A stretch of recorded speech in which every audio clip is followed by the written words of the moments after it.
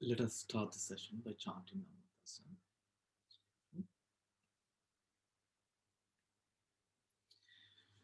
Namo. Namo tassa bhagavato arahato samma sambuddhassa. Namo tassa bhagavato arahato samma sambuddhassa. Namo tassa bhagavato arahato samma sambuddhassa. All right. So if we are to turn to page number 168, please.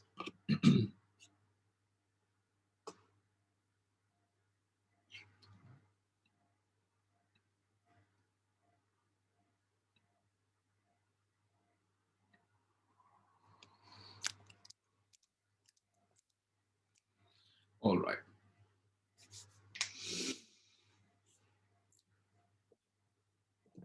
Do we have any questions from what we covered along the starting of the Appana section? Mhm. All right. Then let's go ahead. Right.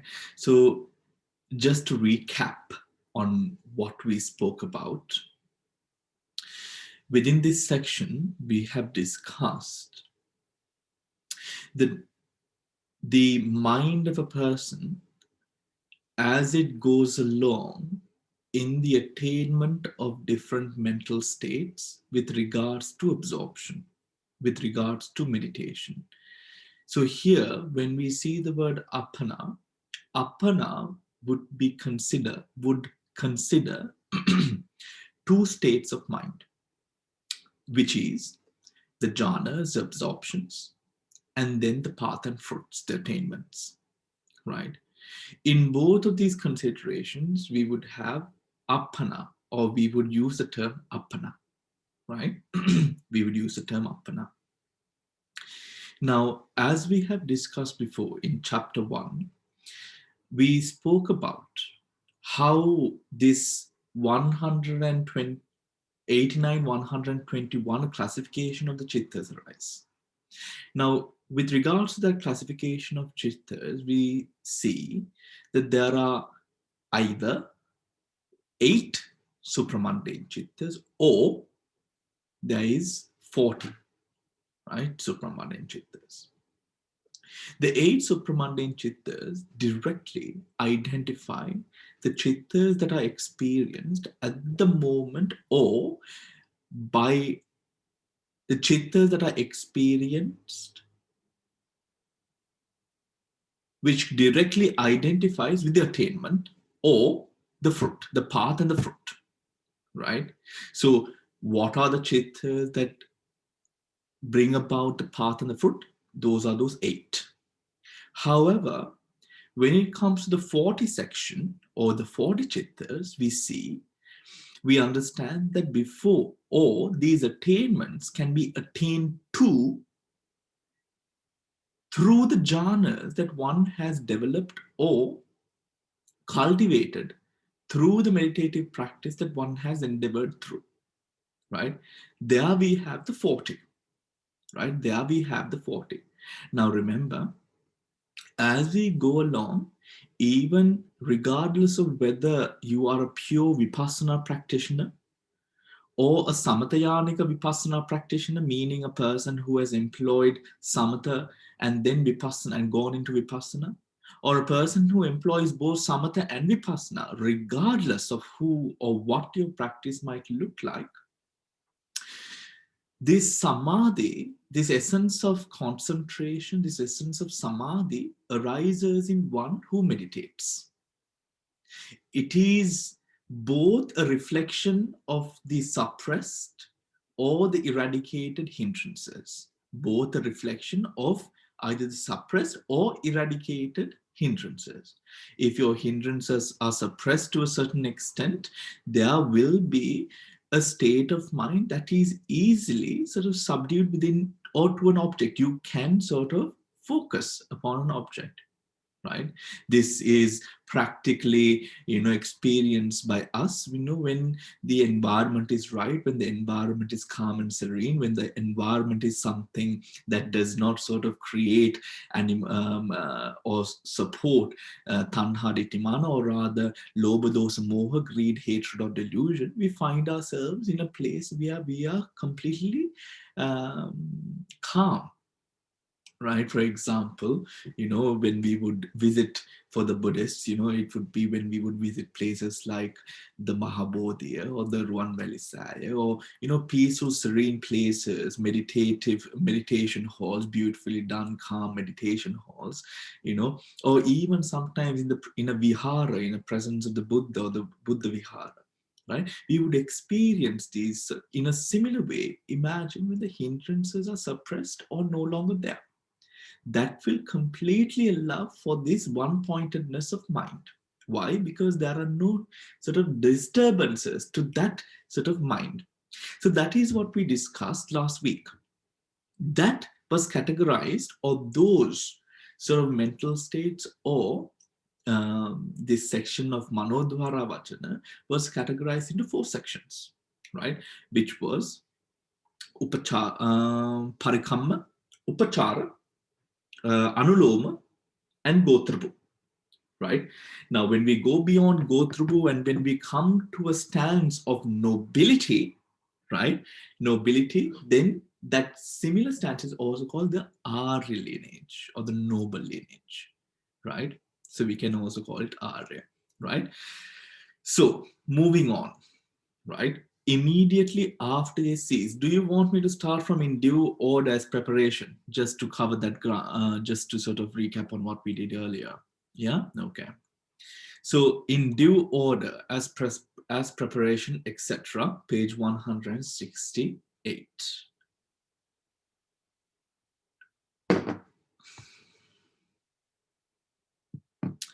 All right.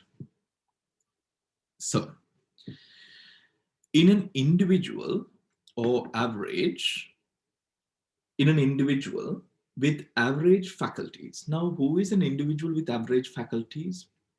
We have spoken of this before as well. We know this is the person we refer to as Tikka Panya, and Tikka Panya, and what is the other word? Does anyone remember? Tikka Panya is one with keen intelligence. The other word is okay, I can't remember that word. But it is, Tikapanya is the one who is intelligent. Now this intelligent here, now for example, the Buddha, he would be able to remember in the section of the Buddha being able to recognize an object. A person like the Buddha, or a person with Tikapanya, or with keen intellect, it is translated as, does not have to go through. Remember, we spoke about first the person takes in the light, then the name, then the form. We went through 4 sections in that way, right? Now, for a person who has this intellect, this keen intellect, it is said that the person does not have to, it was not 4, it was 5, does not have to go through all those sections. He can actually he is able to recognize the object between 3 to 4 javana processes, right? 3 to 4 javana processes. Whereas the person who is unable to do so will have to go more than that. So 5 onward, right? 5 onward. So this person with keen intellect, this is in no way referring to one who is sort of intelligent in a data kind of way, right? This is referring to one who is, now for example, deities, most deities and brahmas are beings with keen intellect. That is the reason why the Buddha has said that these beings are able to attain to Nibbana faster, right? They are able to understand the doctrine with much, much more precise accuracy. Whereas humans, us, we have beings who are of keen intellect and beings who are not. of keen interest, or rather here the word which is used is average, right? Average. So let's go on. In an individual with average faculties, these preliminary jhanas occur 4 times. I'm sorry, jhavanas occur 4 times. Each one exercising a different preliminary function. The first is called preparation, parikamma, because it prepares the mental continuum for the attainment to follow. The next attainment to follow. The next is called access, upachara, because it arises in proximity to the attainment. So of course, when upachara arises, you will, absolutely, you will attain to the jhana, right? Upachara, because it arises in proximity to the attainment. The third moment is called conformity, anuloma, because it arises in conformity with both the preceding moments and the subsequent absorption. The fourth moment is called change of lineage, gotrabu, in the gotrabu. In the case of jhana attainment, it receives this name because it overcomes the sensual lineage and evolves a lineage of sublime consciousness. In the case of the first path attainment, which is referring to Sotapanna, or the stream enterer, in case of the first path attainment, this moment is called change of lineage, because it marks the transition from the lineage of worldlings to the lineage of noble ones. The expression continues to be used figuratively for the moment of transition to the higher paths and fruits, though sometimes it is designated by a different name, vodana, meaning cleansing. In an individual with specially keen faculties, the moment of preparation, parikamma, is omitted. He does not need a moment of preparation. And thus only 3 preliminary sense sphere jhavanas occur prior to absorption. Prior to absorption, right? Does anyone have any questions? Yes, Damsiri. Is it similar to the uh, uh, process explained in the Visuddhimagga? When you do the meditation, you start with parikarma, which is the preliminary, and then you have a learning sign after that, and then you move to, once you suppress the nivarana, or the what's the English term for nivarana? Hindrances. Once you suppress the hindrances, Visuddhimagga says, then you move into upachara, or the access development.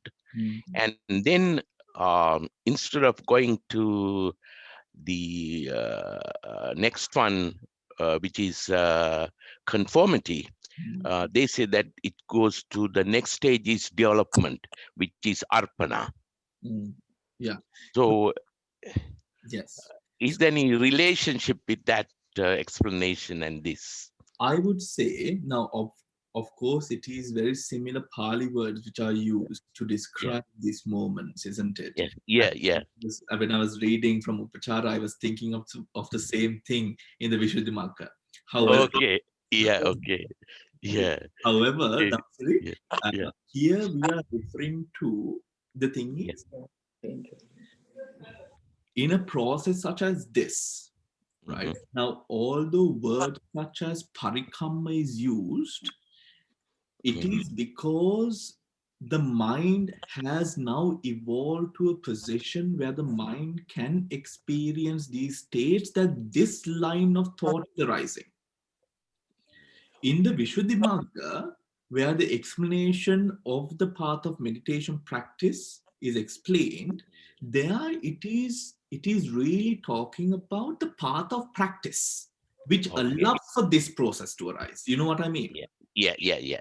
So really that is explaining the path. This is actually the moment or the mind at the moment of its attainment. Yeah. Right? Okay. So Yeah. here, yes, but however, now states such as parikamma, they do a very similar task, Tamsiri. Yeah. Right? Meaning, Yeah. for example, like the path and the fruit, magga Yeah. phala, Yeah. the magga, you Mm, will absolutely attain phala. mm. And during that time, through the magga and the finishing of the magga, the hindrances are cut off, Yeah. allowing the phala to arise. Yeah. Right? In a Yeah. similar fashion, this parikamma in a similar way has that distinctive connection with the hindrances. That is correct. Yeah. However, it would be not correct for us to connect these two statements, Yeah. because that Yeah. is referring directly to the path of practice, and this is the experience of that practice, the fruit. Yeah. You know. That's clear. Yeah. Yeah. Yeah. Okay. Thank you. Yeah. Dil, you want to say something? No, Bhante. Okay. Thank you. Thank you, Bhante. Okay. Moving on. Shall we move on? Yeah. How can I make it a bit more clear for you all? Noeli, is it clear? Can I make it any questions that you would like to ask for so that I can make it a little bit more clear? Yeah. Hey Mali, Mukhadda, what can I explain? Bhante, now here this is for specially keen faculty individuals. They say this preparation, yeah. If it is not for ordinary people like us, what are the factors? So no, you have to improve. For average people, right? Yeah. So it says for average people, the parikamma rises, which is the parikamma is a preparation. Rises. For keen people, it does not need to arise. Right? There isn't any need for the arising, right? So why that is? So then, hey Mali, you should be asking why is that Bhante? Yeah. Please advise us at least one day to get this. What we have to improve or what we have to do to get this. Okay.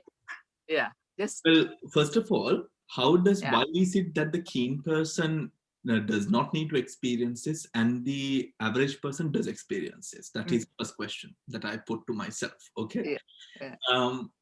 The reason is the person with keen intellect, right? The mind of a person with keen intellect, it works differently. Now, that is why I mentioned it is not wholly dependent on data here, right? It is not about how intelligent, it is not, you can have a PhD, you can have, 2, 3 PhD. It's not about that, right? It is really about past life practice. Right? It is really about past life practice. Now remember, Visuddhimagga. Visuddhimagga speaks about the path of purification, speaks about persons who practice the one or more of the 40 subjects of meditation. People with past experience attain to the jhanas very easily. People with lesser or no past experience, they struggle, but with struggle, they can. It does not mean that they can't. With struggle, they can, right? With struggle, they can. Now, why is this? What is the difference between a person with past life experience and a person without past life experience would be the question that I would ask. Meaning, at the end of the day, we are all, we die and then we are reborn. We can't remember any of that, right? So then what is it that influences this? What influences this is there is somewhat of a relation or an intimacy that you are familiar with the way the mind would work with regards to that attainment.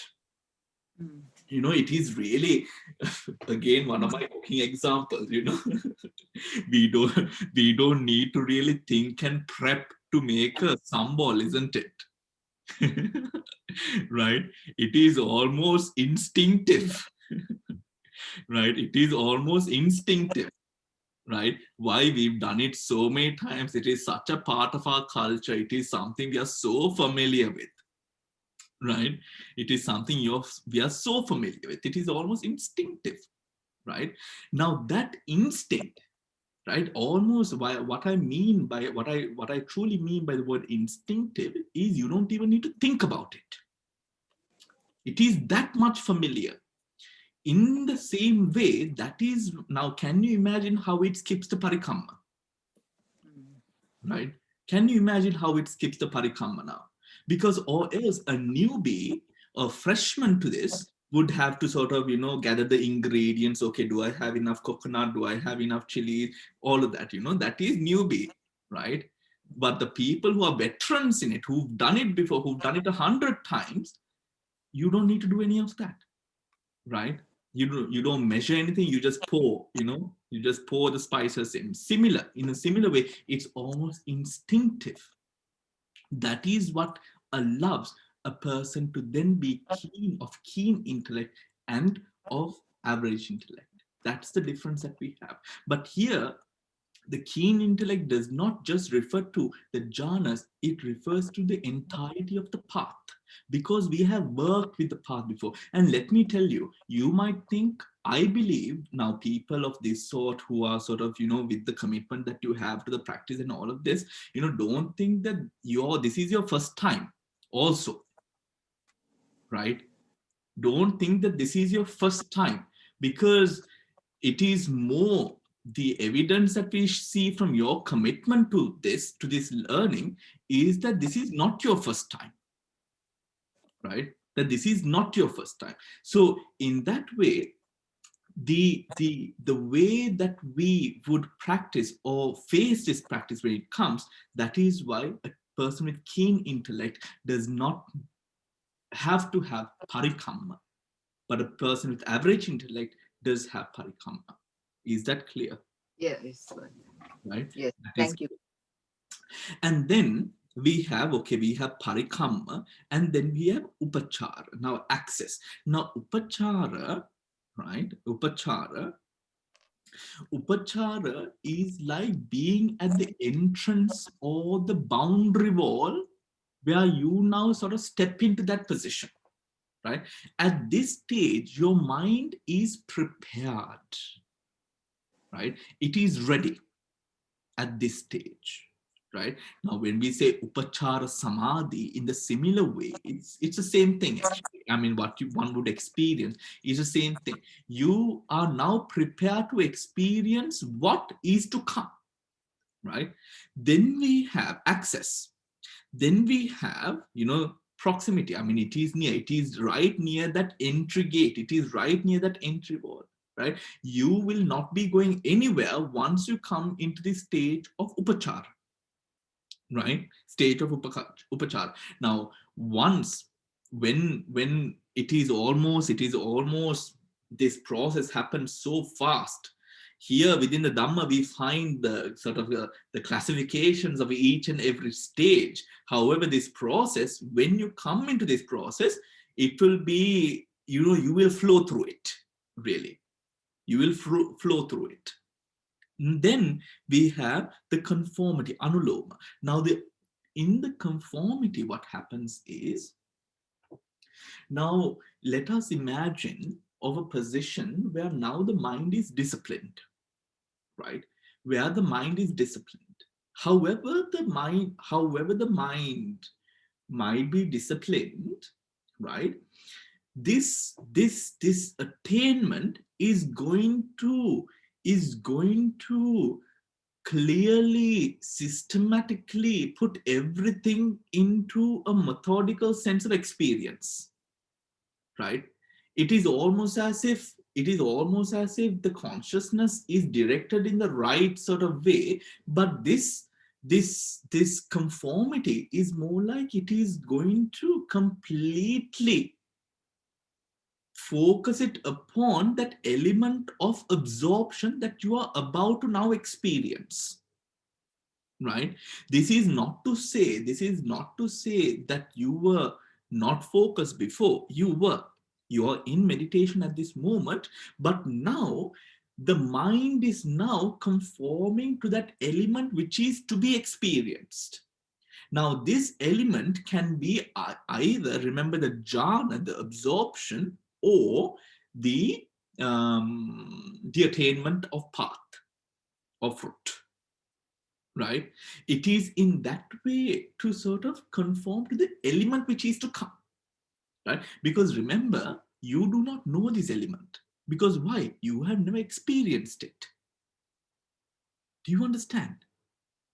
If you do not know this element, how on earth is the mind going to, or how on earth is the mind going to really prepare itself? Now that is the stage, right? In light or in name or in honor of what is to be experienced, right? The mind completely conforms to those natures which is to come, right? That conformity is made possible through the lack, suppression, or eradication of those hindrances, right? Of those hindrances. That is what allows this conforming process to follow, right? And when the conforming process to follow, then comes the go through.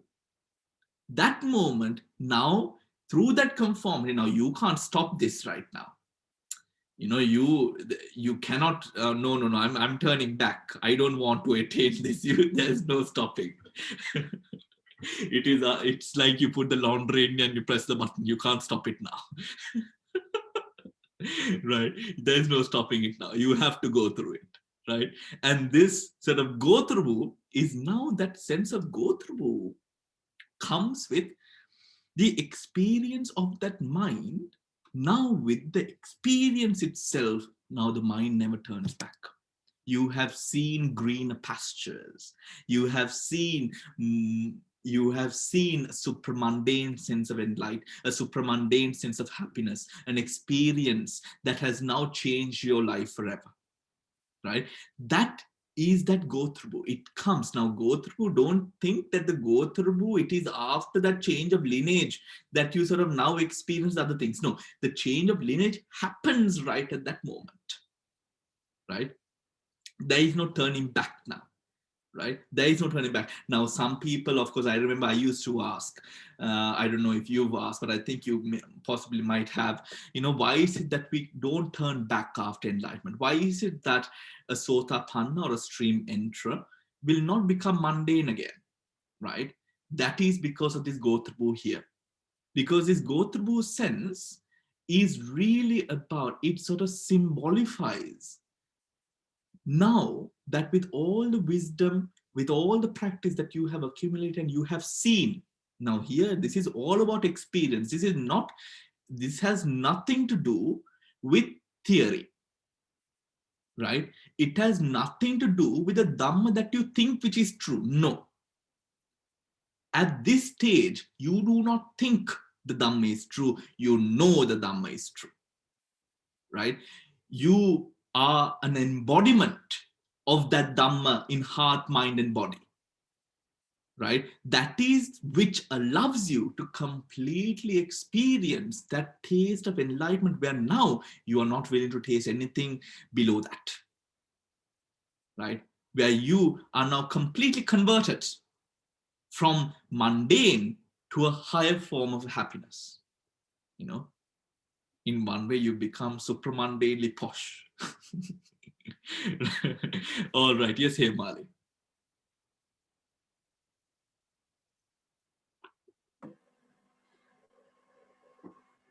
Hemali Can I ask a question, Bhante?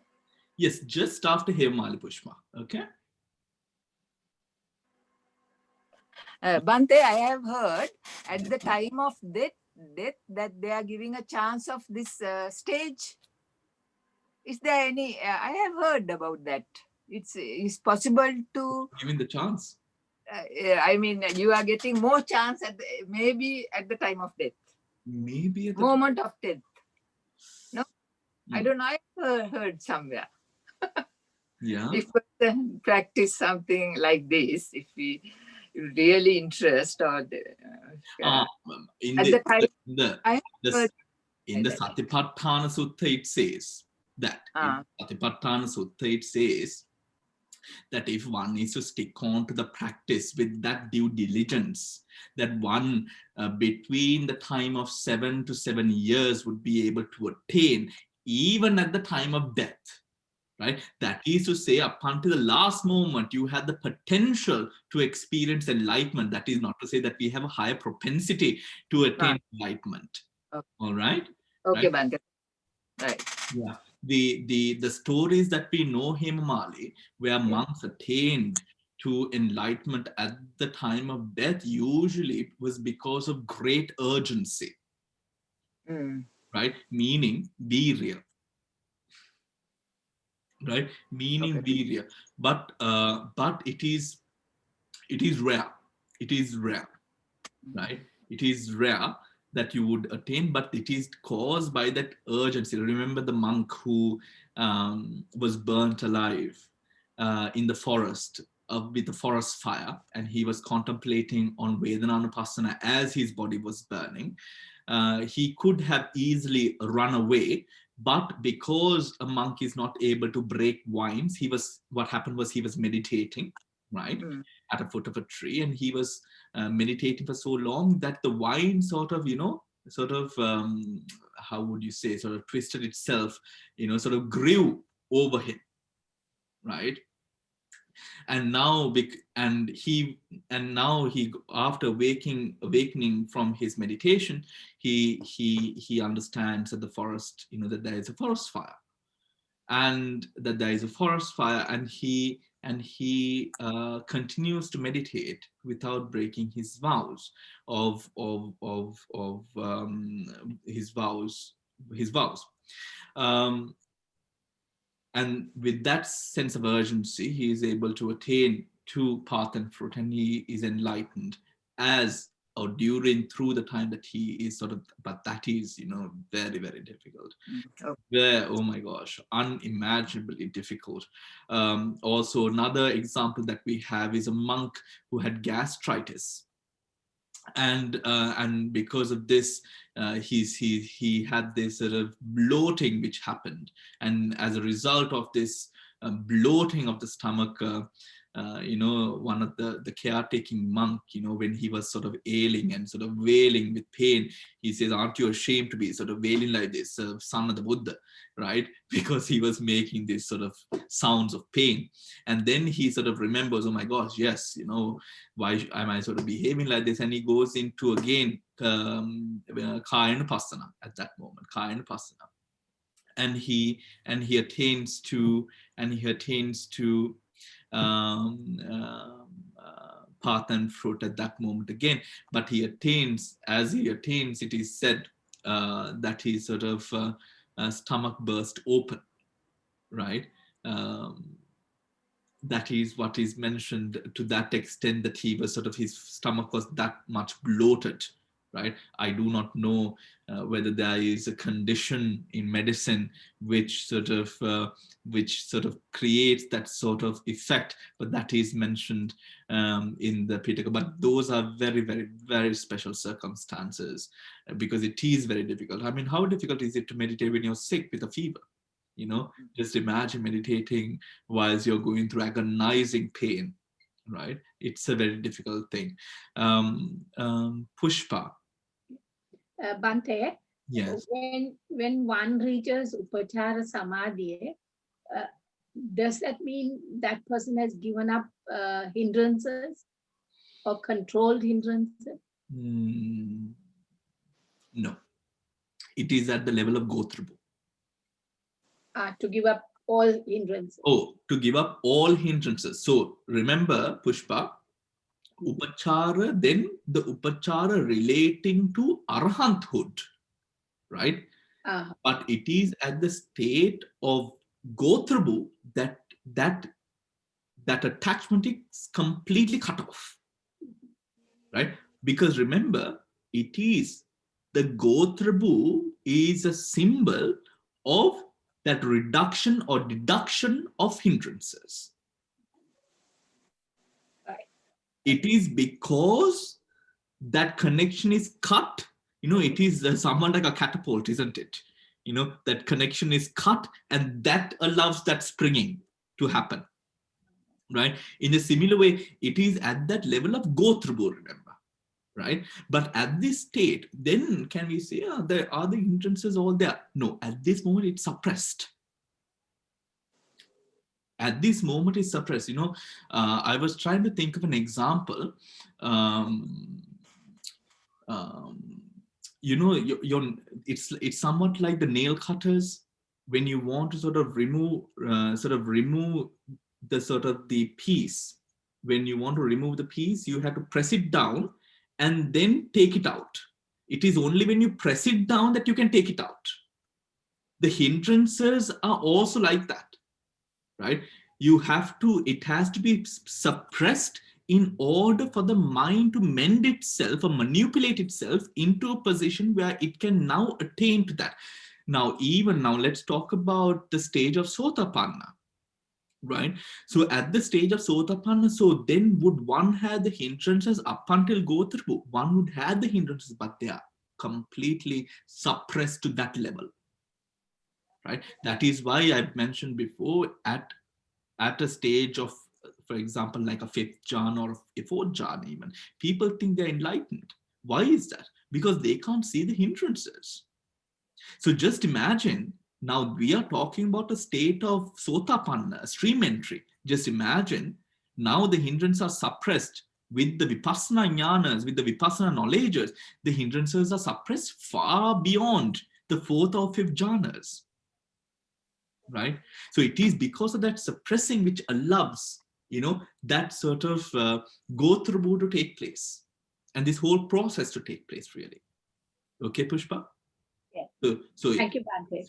So Pushpa's question was, at what time are the hindrances suppressed? No, the hindrances are suppressed, but the cutting of the hindrances happens at the moment of gotrabhu. Damsiri? Yeah, Bhante, I have a little bit of a technical question. You always have technical questions. Now, I understand your explanation of Gotrabhu, right? It's a change of lineage, and in Sinhala they explain actually Gotra. It's something to do with Gotra, tribe. You change the tribe from your birdling to the higher tribe. Now, question is, in this particular case, when you are achieving jhana also, you come across the gotrabhu, but that's a reversible process. Yeah. Because as soon as you come out of jhana, you are no more in the gotrabhu. Yeah.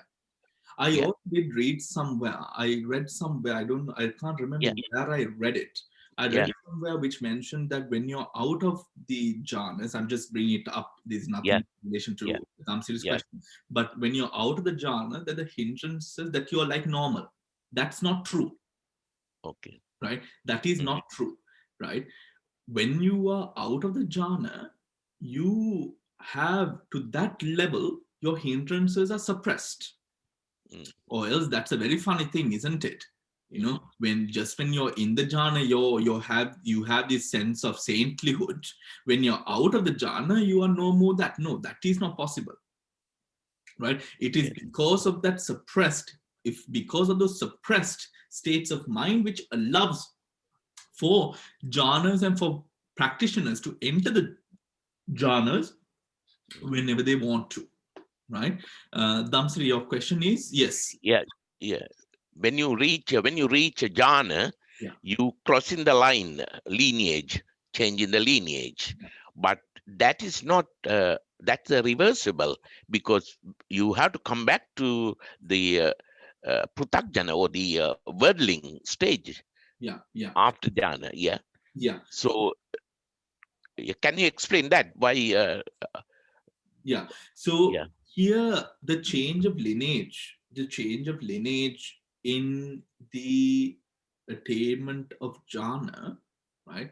In the attainment of jhana can be reversible, or you can fall away from that attainment of jhana, Yeah. Okay. right? Mhm. It is, but remember, Damsari, just like what I just mentioned, Yeah. with the attainment of jhana, there is a cap which is placed in the mind, which sort of curtails, if that's the right word to use. Yes, why not? Sort of curtails the hindrances, or sort of pushes or keeps the hindrances down. Yeah. When it comes to jhana, go through refers to that element, Okay. Yeah. Yeah. where now the hindrances are now pushed down and sort of somewhat in a way or another sort of locked there, or something of that sort.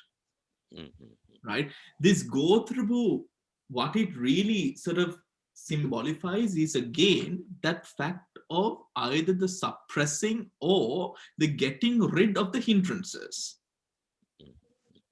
Right? So at the level of jhana, it is only that pushing down and keeping it there in terms of the hindrances. But of course, however, if you allow the mind to slip in terms of allowing any of the 5 hindrances to arise, then this whole sort of barrage of sort of, you will fall away from it.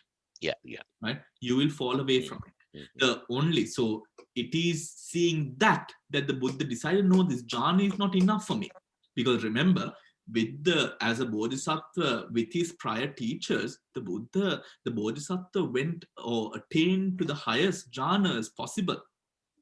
But it was understood by the bodhisattva that by the slip of the mind, that you can come crashing down into normalcy again. Right? It was Yeah. because the bodhisattva knew that this jhana can fade away, that the bodhisattva wanted to attain or get to know a practice that could completely eradicate the cause of that. Yeah. Yeah. Right? Eradicate the cause of that. Mhm. Yeah. Bhante, can I ask something, Thank you for please? that question, Damsari. Yeah. Thank you very much. Bhante, can I ask something, Yes, please? yes, yes. Yeah. So Bhante, now you explained, so now, once you have attained Sotapanna in your these stages, even if you die when you're born, those are maintained, so you so that you'll be born. If you're Sotapanna, next time you're born, you will be Sotapanna and be working. Now you're explaining that when it is the jhanas, that it's difficult to keep you suppressed anytime that you might let go of that focused attention, you can fall. So therefore the Buddha wanted something better. But can you tell me now, supposing somebody has attained, say, the first jhana, and they die, not when they're in the jhana, but subsequently, because you come out of the jhana and then you die. When you're born, then is it automatically, or even in that birth, in meditation another time, does it then start with that whatever level of jhana attainment and then work up, or has it got to start from the beginning again, either in that birth or in another birth? Sorry, Bhante, for my question.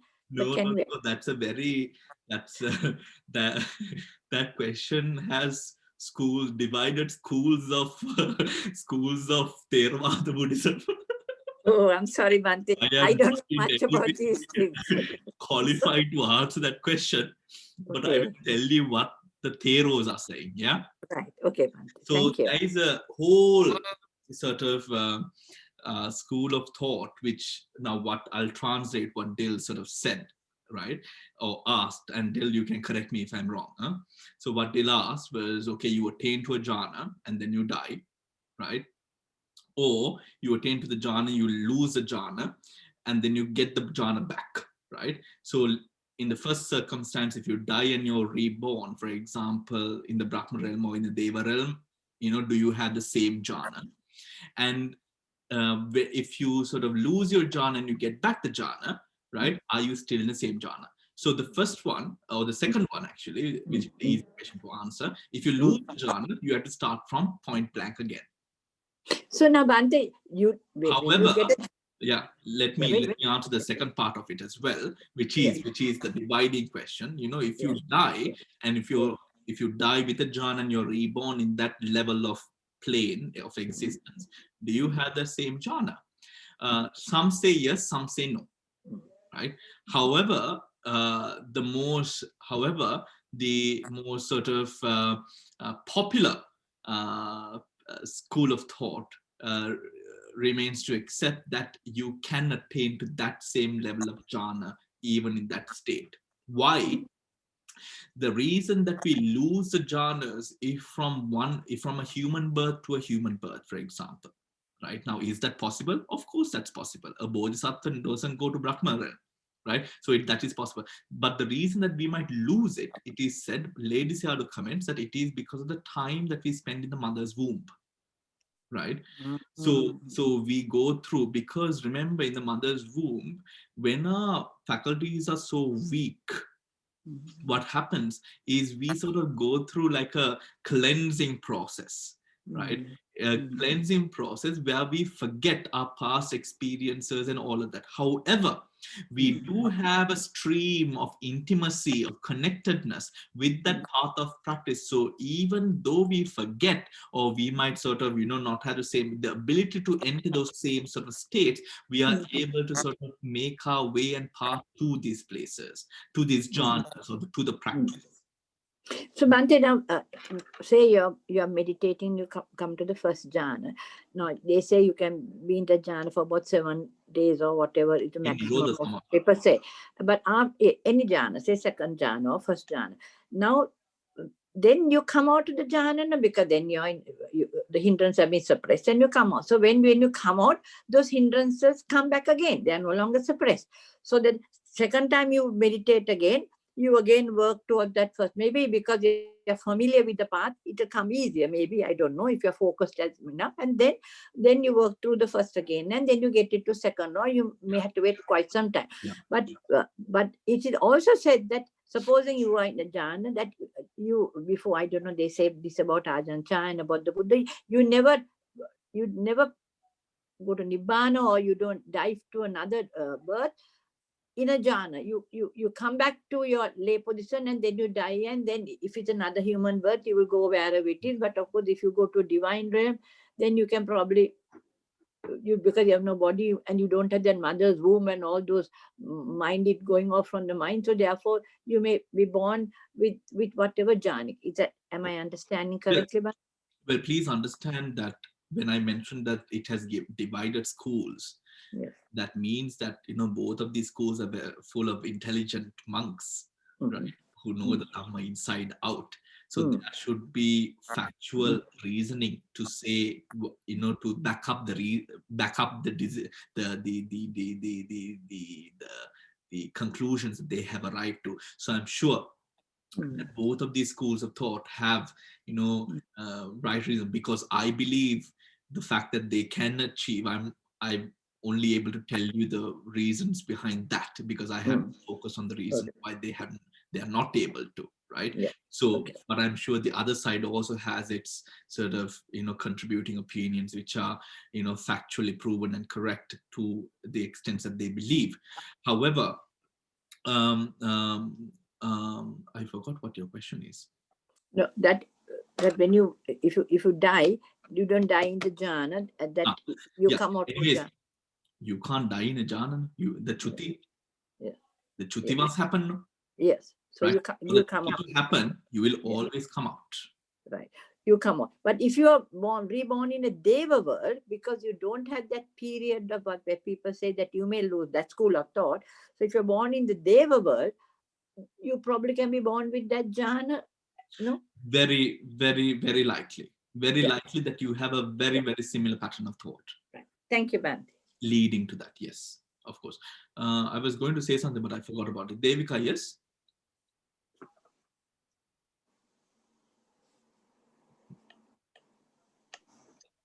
Quick question, Bhante. Yeah. I have heard that, okay, you do your meditation and you attain Sotapatti Magga and then you die afterwards. I have heard that you will be born when you have attained Sotapatti Magga. You are born only for 7 more times. Within that period, you will attain Arahatship and then pass it. Is that right? That's my query. That is not a governing law. That must be understood. Now, I think I also thought that it was like a governing law. You must. Yes.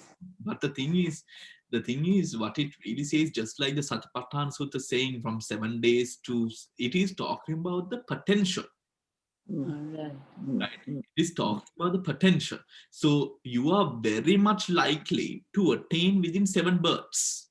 Yes. It is, you are very much likely, and because of that, so because of that drive and connection that you have to that enlightenment, right, you will now be drawn to it, right? You will now be drawn. Now, for example, even with regards to people who are born as humans from the Brahma realm, it is said these sort of humans are like aliens, right? They are loners, right? Not in a way that people don't like them. They just prefer to be on their own. They don't like people touching their stuff. They don't like people handling and, sort of sitting on their beds or chairs or using what they are using. They like their own space. They like to have their bubble. They like their little world. You know what I mean? Yeah. Why is that? They are no longer or no more in a Brahma realm or Brahma experience. However, the inclinations of heart are such that they have these sorts of behaviors even after being born. So just imagine when that inclination is as pure and profound as an enlightenment consciousness. All right, as an enlightenment consciousness, right? Okay. Yeah. Thank you. Any other questions anyone might be having? Okay. Shall we move on in that case? Yes? All right. Okay. Okay.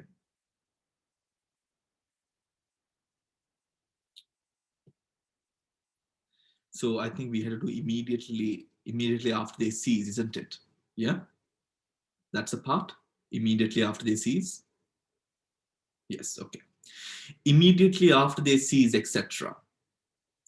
Immediately after the change of lineage, chitta, as the fourth chitta, as the fourth javana, in an individual with keen faculties, or as a fifth javana in one with average faculties, there arises the first javana chitta at the level of absorption, right?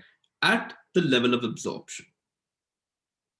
This chitta may be one of the 5 fine material sense sphere chittas, either wholesome or functional. We understand how it could be wholesome and functional, isn't it? Right? Because remember, arahants can attain, there are certain arahants who attain to jhana for the first time after they've attained enlightenment. Right? So then they would then be attaining jhana through the functional. Right? Is that understood? Yes. Okay. Or one of the 4 parts of fruit. Right? Or one of the 4 parts of fruit. Thus, it can be 26 types. It should be noted that in any absorption cognitive process, the javana chittas can be of different types, even of different planes, while in a sense sphere process, they are all uniform. Right? They are all uniform. It will become clearer when we come to that table down there, but we will go through the paragraph and go to the table and we will revisit. In accordance with the way the mind is conveyed, This means that the absorption chitta that arises is conditioned by the direction the meditator gives to his mind. This means that the absorption chitta that arises is conditioned by the direction the meditator gives to his mind. If he wishes to attain the first jhana, then he conveys his mind towards that jhana. Through the development of calm concentration, samatha. And so true for the attainment of higher jhanas, if the meditator aims to reach, if the meditator aims to reaching, if the meditator aims at reaching the path and fruit, then he conveys his mind towards the path and fruit through the development of insight, right? Now, this is to say, remember, now, even if you have the fifth jhana, right? And you decide, no, I want to go to the second jhana, you can, right? If you have the second jhana and that's all you have, and you decide you want to now reach the first jhana, you can. It wholly depends on what you want to achieve and attain to, right? And because of this same reasoning, remember, if you decide, if your primary focus is enlightenment, you won't be attaining, or you won't be going down the path of jhana. You will be going on to the path and fruit, right? It wholly depends. Now, that is the reason why a bodhisattva will never be born as in the Brahma realms, right? Because that is not where his mind wants to go, right? That is, now what gives him the ability, when we can't choose, what gives him the ability to choose, right? The ability to choose then comes from Majjhima Nikaya 41, Salleka Sutta, right? Where, when, what are the 5 points? Chaga, Sila, Virya,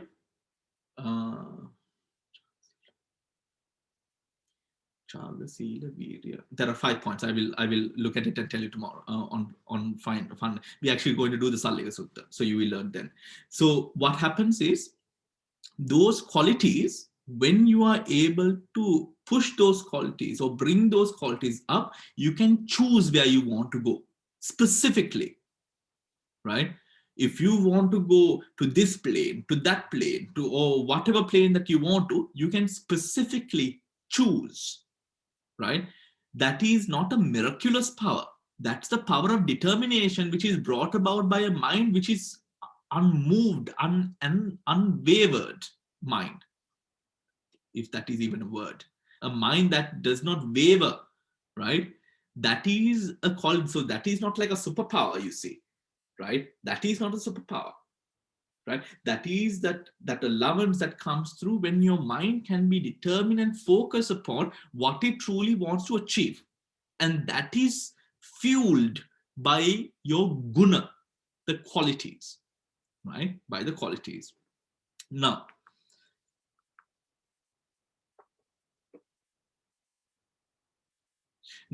in that way, one can choose. The only place that we can choose to go to are the lower realms. So that's true, right? Although it might seem like a joke, that's true, right? You can choose which lower realm you want to go to. You know why? Now, if you want to go to Avicii, right? You can, because you have the potential to get that mad, get that angry, you see. No, this is not a joke, this is true. Why are you laughing? Right? Because look here, because we have a acquaintedness to those consciousnesses.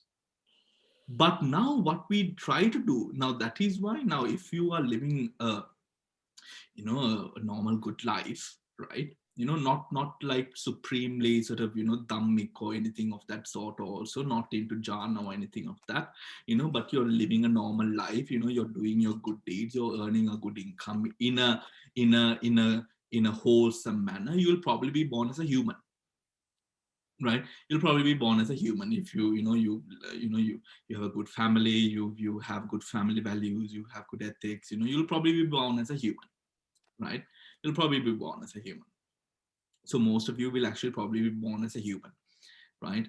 So right, so why is that? Because we have the connectedness to that realm. But now let's say you are a person who is easily annoyable, you're a person with a short temper, right? And that energy matches to, and then you see what energy that matches to, and you hold on to that, you will be reborn in that specific plane, right? That is how the Sallika Sutta works, you see. You have the quality which matches that plane, right? You have the quality which matches that plane, and then because with that attachment to that quality, now when it's guna, it is more of a letting go aspect. When it is lower than the human realm, it is more of a clinging on to aspect, you see, right?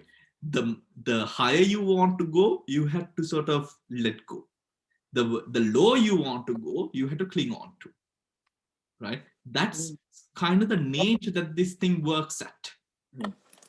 Right, so when one clings or chooses to cling on to, right, when one chooses, now we often sort of, we are fearful of, where we are going to go, but we forget that this is your choice, you see, right? You search for parts of dhammas, you search for some sort of solace to sort of redeem yourself, or to redeem your mind, to say, okay, maybe, I can go to this. But remember, no, it's not like Mother Nature deciding this for you. You're deciding this for yourself, right? If you, think about, in your life, what are the anger or the points of anger that you have, right? Let go of those things. It's easy as that, really. Although we try to complicate this whole thing and sort of, think about enlightenment and, all of these things, which is really good, of course, living a good life is always good. But remember that, the easiest thing that we can actually do is think about the troubles that we are having with the hindrances and let go of those things. That's the easiest way to sort of go beyond. Right? Because at the end of the day, for example, it's like anger. It's like, you cling on to, someone did this to me, or someone made my life miserable, or someone, made me lose my, promotion, or, whatnot. At the end of the day, that person has done it, and that person is moving on with his life. We have still clung on to that adversity, right? So it is now our clinging, right?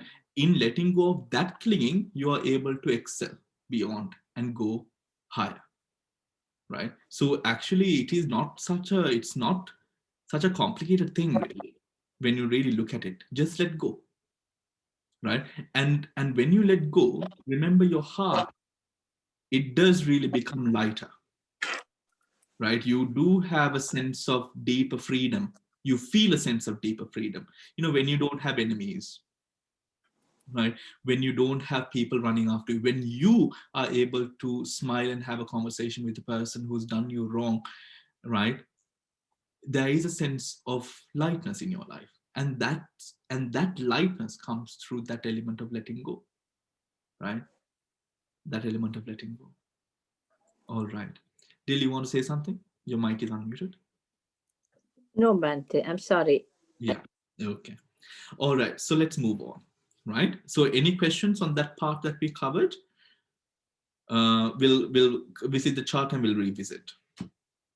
Okay, so table, at the end of absorption, after absorption, there is immediate subsidence into the bhavanga. There is no occurrence of the registration chittas, right? All right, let's look at the table 4.4. The absorption jhana process. attainment, the initial attainment of jhana, the attainment of path and fruit, right? Average, keen. Now you see there's bhavanga, there is a vibrational arresting, right? And then there's the mind over adverting. And then there is a preparation, anuloma or access, conformity, two conformities, right? And I'm sorry, conformity, change of bhavanga, sorry, conformity, change of bhavanga, and javana. Now, javana, and then it goes down into the bhavangas. Now, in the other one, the keen one, you find that the parikamma is not there. PR is not there. So it's M, it's manodwara vachana, and then it goes into access. Right? It goes into access. So that process is comparatively faster than the other process. Does it make a difference? Not really. You know, if one is to ask, you know, are both of these people different? Not really, right? We can say, one is able to achieve or attain to the jhana faster, but upon entering the jhana, they are both equal, right? They're both equal. Then we look at attainment of path and fruit, average and the keen. We have the bhavanga, vibrational resting, mind over adverting, preparation, access, conformity, change of lineage, path, right? Fruit, right? So magga chitta arises once, and then the pala chitta vibrates or twice, and then it ends into bhavanga, right? Then we have the, you know,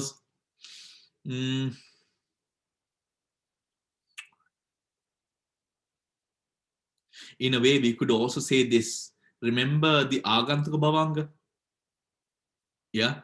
Now the Agantuka Bhavanga, we mentioned it is rather somewhat like the buffer zone, right? Which sort of aligns from, you know, an adverse sort of, you know, unusual sort of viti back into the state of bhavanga of normalcy, right? This parikamma, anuloma, upachara, gota, you know, those parts are more like the agantuka bhavanga of this side, you see, which prepares the mind for that achievement and attainment of the maggaphala or even the jhana, right? Of course, we don't repeat that, you know, it is just in a factor. It is somewhat like that, where it sort of aligns the mind to attain this part, right? Achieve or attain that experience. Okay. So then the keen person, again, we find that the parikamma or the preparation time is not there, right? The preparation time is not there. So it's bhavanga, vibrational arresting, manodwara bhajana, access, conformity, change of lineage, magga or path, fruit, and the bhavanga, arresting into bhavanga. Now here we imagine now how many 1, 2, 3, 4, 5, 6, 7, 8, 9, 10, right? So here the process has to end within that 10, right? Has to end within that 10, which then allows for the fruit to now vibrate when, because of the absence of parikam or the preparation stage, the mind vibrates for 3 times. The fruit vibrates for 3 times, right? And then, of course, when one wants to attain to this state again, one can now attain. Now, this is the, remember, why does it only last for this period of time?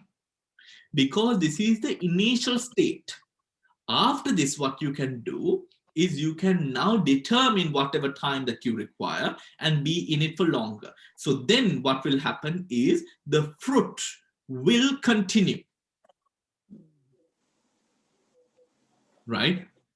the experience of fruit will continue, right? The experience of fruit will continue, allowing you to now stay in that process for longer, as you wish. Same with Nirodha Samapatti with regard to the jhanas, right? Same with the jhanic experiences that one would experience. Then that vibration will continue, right? Same, that vibration will continue, right?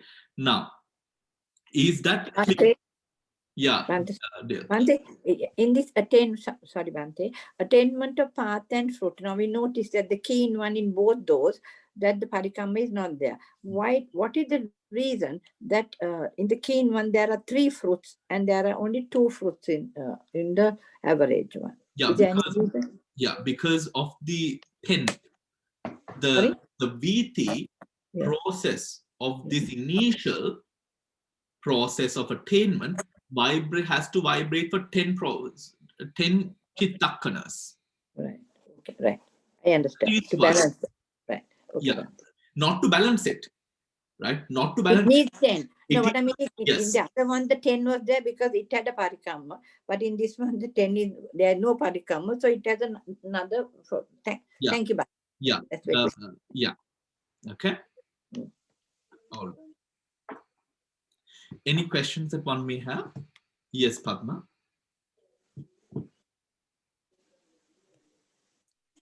Now, when we studied about the supramundane state, it said that you have the path appears only once, but fruits can appear more. So that's what is shown here. Is that correct? Correct. Okay. And with each path only vibrates once in one lifetime. Okay. Yeah. But with each chittaviti, the path will vibrate once. And there'll be more than one chittaviti, no? So that means it is not once forever. It's in each chittaviti. Yeah. In each chittaviti. No. Once forever. Is it once forever? Yeah. Remember, there are 4 paths. Yes. With each respective path, meaning, for example, if it's Sotapanna, you will never experience a Sotapanna path again. Oh, I see. Right. Okay. It is only going to be fruit. Right. After that. Yeah. Okay. And then same is Sakudagami, same. So same.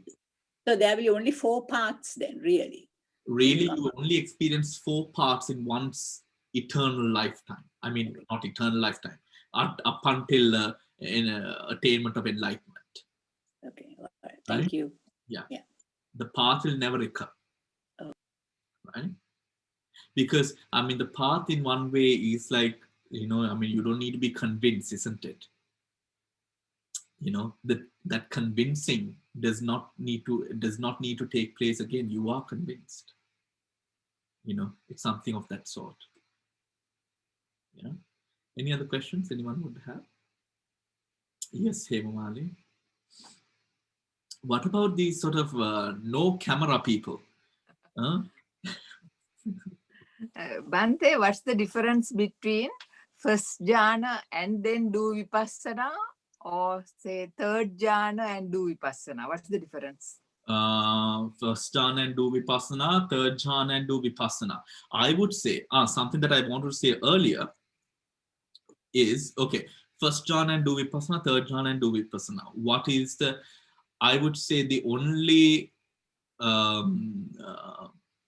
difference would be the vipassana states that one would go into coming through the third jhana would be faster than the vipassana states that one would experience to the first jhana, because of the suppressing of the hindrances that is made possible through the first or the third jhanas. Because at the third jhanas, the hindrances would be suppressed to a far greater extent, which allows vipassana to be developed faster. Okay. Right? So that would be the experience. That would be the effect. However, this is also there. I just remember it actually. What happens is, now let's say people with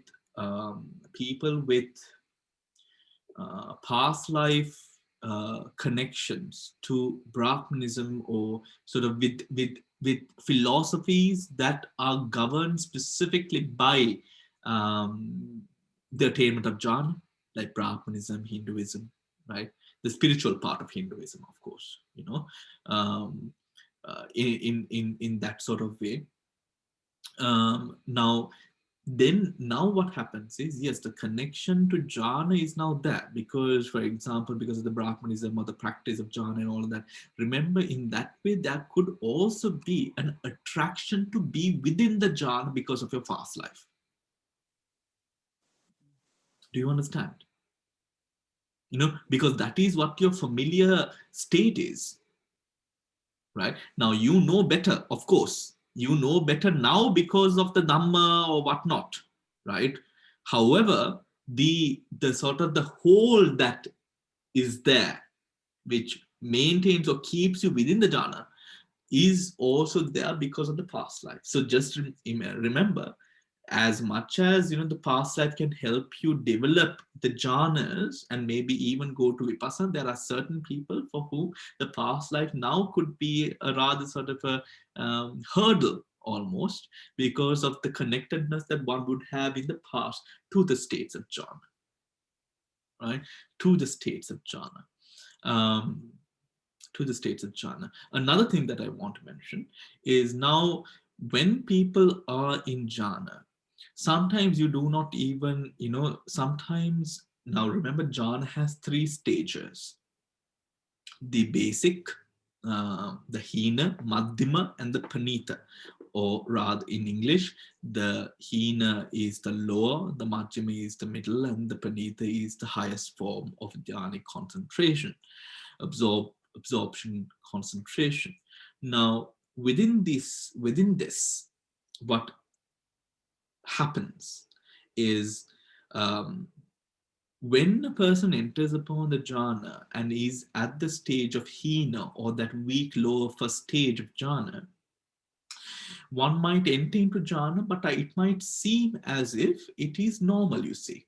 You know, your husband or your wife is sort of walking, trekking up and down the staircase, you might hear this, right? You might hear the sort of the children, or the movements, or the sounds, or the smells, or the taste, or all of these things can be apparent, right? Now remember that even in a state of absorption, right, these things can be apparent when the dhyana is weak, right? What you really have to then pursue is to then stabilize this jhana, right? So jhana is not all clear and sort of sublime at every stage. You might have a jhana, however, you might feel that it is pretty weak, or you might even comprehend it not to be a jhana, right? Now what also happens is, now you are in a jhanic experience, for a long time, a couple of hours. And when you sort of come out of this jhana, now you have to be careful to be able to behave, and not behave, but rather to be in a way where it will not create the hindrances, or where you're cautious. Now at the stage, at the hina level, or the weak, or the first level, what happens is, at the first level, what happens is that at the first level, what happens is that you might feel that it came and went so fast, right? Meaning, because you were not cautious, the jhana comes and it goes, because you're not cautious, right? So that is why there needs to be sort of a continuous sort of practice which enables a person to maintain and develop the jhana, right? To maintain and develop the jhana. The moment that is made possible, then you can continue along into vipassana with much more better ease, right? With much more better ease. So that should be remembered. So sometimes, a person who might have a jhana might not even realize it, right? Might not even realize it because of how weak the state of absorption might be, right? How weak state of absorption might be, right? All right. So, do you have time? So, do we have any more questions that anyone would like to ask? We will start the next section, correlations in absorption, next week. Bhante, can I ask a question, please? Yes. Quick one. Yeah. You know, after the 8 sense sphere beautiful resultants, after they arise and cease, you get the 26 Javna Chittas. And they come according to the way the meditator directs his mind, right? And some want to go to the jhana side, and the others want to go to path and fruit. So they can swap, like halfway through, if they think that this is not for me, they can go to the other side, right? If they are doing jhanas, they can go to path and fruit. But then once you cross the change of lineage, you said that their minds are very advanced, and so why can't they make up their mind once and for all? Right, I want jhanas and not that, and rather than changing it halfway. Yeah, I mean, I think at this moment, at this point of time, the person who wishes to work through the jhanas into vipassana, or through samatha into vipassana, the attitude of such a person would only be to use samatha to allow for an easier process into vipassana, right? Remember that these inclinations of mind, at the time when we progress along the path, our minds change almost organically and naturally, and the problems that we might see now currently will not be problems then, right? Will not be problems then. Remember, so you know, this will not be something which would arise in a person really at that level or state. Something that could arise and that has arisen, and we have examples of it in the Tripitaka, are moments when people would pursue jhanic attainments to be sort of rolled onto supernatural powers, right? And then one decides, no, you know, this is, you know, one with the sort of the hindrances suppressing and all of that, one realizes, no, maybe that is not what I want, and then one sort of goes into, so that switch can happen anytime, right? One can go through the jhanas, maybe, you know, one determines at first, you know, thinks at first, so I want to go through all the jhanas, the rupa and the arupa, but at finishing the rupa jhanas, one thinks to oneself, no, I think I'm ready to go on to vipassana, right? That could happen, right? One could attain the sotapanna, or the stream entry, and then sort of come into jhanas, practice jhanas, and go on to the other parts of the enlightenment processes, right? That could happen as well, right? It is not but what is for sure is that, for example, if it is an inclination towards enlightenment, and upon attaining or achieving the first state of enlightenment, there's always going to be a draw that is going to happen. You're always going to be drawn towards the highest form of enlightenment, because this taste of sotapanna is that good, right? That you're always going to have this magnetic pull almost to that sort of highest form of enlightenment. In jhana, what happens is the pull is there, but we still cling on to the sort of the petty pleasures, if I am to use that word. I'm using that word with great caution, because I'm not saying petty pleasures to in any way put the jhana down, but the thing is, we tend to lose sight of what is to be, because of the experiences we have at that moment. And with the jhana, that is why people often tend to get the draw that people have. They are drawn in from that pleasure that they have from that specific jhana, and they forget about the pleasure that they could potentially have from the fifth jhana, for example, right? Because why? We still have kama raga and rupa raga and arupa raga, right? We still had that sense of craving towards being. Yeah. Got it? Thank you, Bhante. Yeah. So as we develop, really, I mean, these sort of questions that one would sort of assume, we change really. As we develop these questions, our questions become, much more affected or sort of inclined towards that development that we go through in the path. Bhante, can I say a couple of things? Have you heard, Bhante? I don't know. I have known Venerable Ananda Maitreya quite well, and always it's been told that he was one of those people who never wanted to go to jhanas because he had this, that he was a potential bodhisattva who wanted to do. So it is always been told of him. Nobody ever talked about the special powers or things. Do you know anything about that, or have you heard anything? Well, I really think that Bhante, Venerable Ananda Maitreya Hamdara was a person who had practiced jhanas for sure, because he did spend a lot of time in the Himalayas as well, and with all these gurus and all these sort of jhanic Hindu jhana practitioners and all of them, where he was practicing together, and I am sure Bhante has attained to jhanic attainments during his time of sort of excavation and sort of exploration, right? And but however, of course, I mean, Venerable Ananda Maitreya's inclinations was really on sort of gathering, sort of understanding the Dhamma and sort of higher sort of data, isn't it? Yeah, because he always said that he wanted the sainthood, and that is what was his main object. So if a person has really, one of the things that draws you to this jhanic technique, as you mentioned, if you are either the most spiritual Hindus or the Vedic or Brahmanic, if you're one of those, because you have practiced it before, so therefore you might be more like a somebody yogi rather than being a vipassana, because that's been the practice.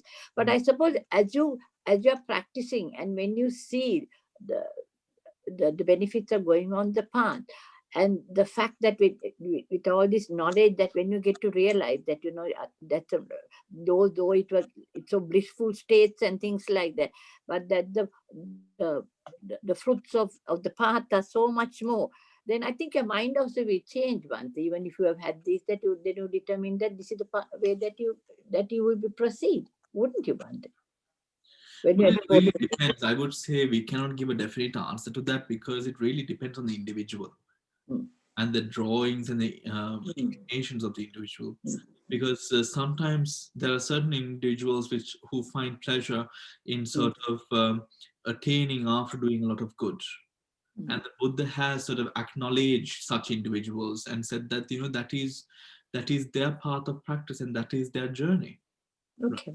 Where even the Bodhisattva, during his time of developing the perfections, he wished through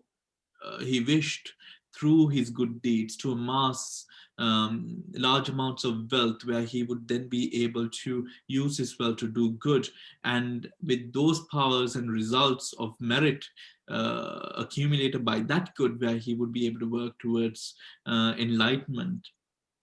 Right. So I think we have to understand the variety in the situation, and to understand the difference in all these practitioners, because our paths can be very different. We might want to achieve and attain in different ways, and we must be respectful of that fact.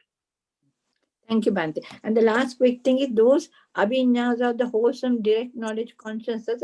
Am I right in thinking that those 5 kinds of those mundane direct knowledges are usually with the 5th jhana, isn't it?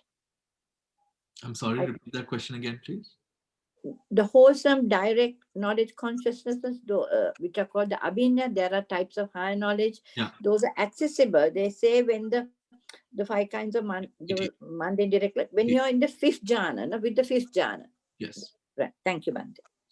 Yes. Hema Mali? Yes, Bhante. No, I didn't know. No? Sorry. Okay. Lucky? Lakshman? Yes, Bhante. Yes, I've been following the discussions all right. and making some notes. Yes, Okay. I understood most of it anyway. I understood most of it. Most of it? Yes.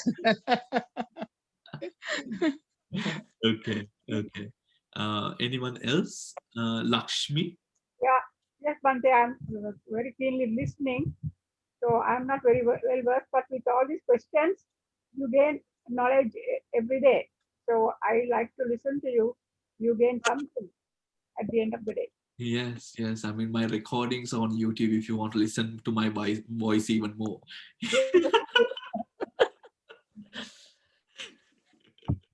All right. Does anyone have any questions? Bhante did Abhidhamma classes with each one is getting more and more. I don't know, you can enjoy them more and more. And I love the discussions without just reading and reading pages. Each one brings some different thing, and that makes you think. For me, these last 3 or 4 or 5, because I don't ever study Abhidhamma outside this or outside with anyone, but just listening. But these last class, not at the beginning, we are studying and studying textbook to repeat. That's not me. But this kind of thing, where you think and, you reflect on your practice and things from the suttas come into your mind is really. So I just want to say sadhu, sadhu, sadhu, and Thiruvan Saranai to you, Bhante. Yeah, true. Dil and everybody else who. Yeah, okay. This is not the end of the class, remember? We have a few more chapters to go, don't worry. I'm sure it's going to get better and better, Bhante. Oh my God, okay. Okay, so I think if there are there any other questions that anyone would like to ask? Remember, as we sort of go on, Abhidhamma is not a subject like Sutra, right?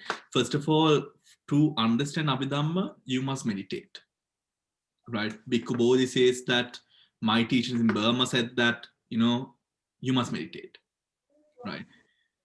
Without meditation, you're not really going to get it, right? Also, just like most subjects, you must revise, right? This class is not enough. You have to read the book, you have to draw your charts, you must try to apply those charts to your life and your practice and your mind to sort of understand it in a way that it is personal to you, right? That is the best approach, I believe, right? So really, this would be the 7th time that I'm doing this book, not teaching. I mean, I've studied it for about 5 times, right? And the thing is, each time that you do go through it, you do get, you do understand it a little bit more, right? And remember that this Abhidhamma that we are learning is sort of like the summary of the 7 books of Abhidhamma, right? This is the summary of the 7 books of Abhidhamma, right? So really, this is like the stepping stone, right? Or that sort of, supportive step that allows you to really get on to the 7 books, which we will, right? Which we will. But this is, remember that this is not in its entirety, but this is what the things that we need to know in order that we might then be able to do those other books, right? Which really then has all the data that, the Abhidhamma can give us, right? So without that revision, without that meditation, without that application of the Dhamma into your personal private practice, you're not going to get very far. So do it. Right? It is not, I think one of the worst things that we do, is we sometimes, we make up myths and rumors about sort of, certain doctrines, and we condition ourselves to believe that this is, a bit too difficult or beyond our reach because we might not be tough practitioners, or we are just sort of very basic or intermediate practitioners. It is not that. It is really about how are you able to apply this to your life. And some people think, okay, maybe these things are not applicable. But really, even if we take the Chittavitis, now even with practice, we might never be able to differentiate the Chittavitis. However, we understand, we are able to understand the process in which that process happens in a way of sort of understanding our minds through meditation to a certain extent, right? Not down to the dot for sure, that will not happen ever. However, you can sort of get that sort of flow of nature, right, that happens in the mind in terms of cognition. It is through that reflective contemplative ability that we are able to sort of go deeper into what we into the Abhidhamma, right? Into the Abhidhamma. So I wish you all the best.